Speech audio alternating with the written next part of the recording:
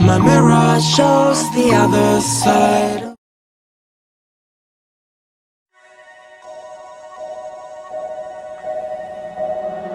What an irony. My mirror shows the other side of me.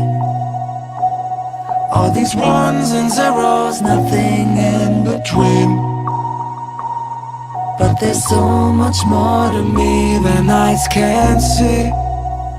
Than eyes can see. I'm not binary,